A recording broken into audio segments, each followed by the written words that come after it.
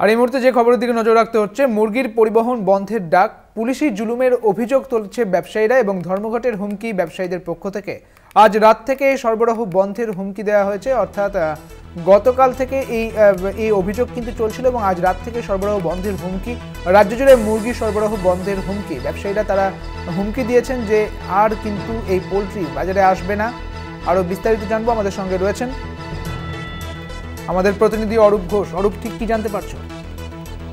দেখো সুদীপ্তদা, তোমাকে প্রথমেই জানিয়ে রাখি, রাজ্য জুড়ে পুলিশের জোর জুলুমের প্রতিবাদে আগামী 8ই জুলাই বৃহস্পতিবার মধ্যরাত থেকে রাজ্য জুড়ে অনির্দিষ্টকালের জন্য এই যে মুরগি পরিবহন বন্ধের ডাক দিল যে West Bengal poultry traders association, তাদের বক্তব্য গত 11 তারিখ বৃহস্পতিবার মধ্যরাত্রে বেলদা থানা এলাকায় তাদের যে একটি মুরগি বোঝাই গাড়িকে প্রথমে মুরগি বোঝাই গাড়ির কাছে টাকা চায় পুলিশ, কিন্তু সেই টাকা না দিতে চাইলে পুলিশ তাকে মারধর করে।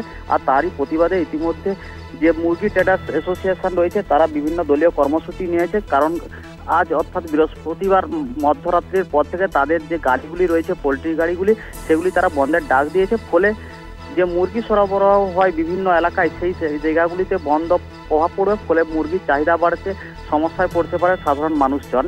ইতিমধ্যে তারই প্রস্তুতি ঝাড়গ্রাম জেলার বিভিন্ন জায়গায় শুরু হয়েছে। সুদীপ্তদা, বেশ, অনেক ধন্যবাদ অরূপ তোমাকে। আমাদের সঙ্গে ছিলেন আমাদের প্রতিনিধি অরূপ ঘোষ। আপনাদের জানিয়ে রাখি, এই রাজ্য জুড়ে মুরগি সরবরাহ বন্ধের হুমকি দিয়েছে ব্যবসায়ীরা, কারণ পুলিশি জুলুম চলছে তাদের ওপরে এবং তারই প্রতিবাদে এবার ব্যবসায়ীদের এই হুমকি। মুরগির পরিবহন বন্ধের ডাক দিয়েছেন ব্যবসায়ীরা।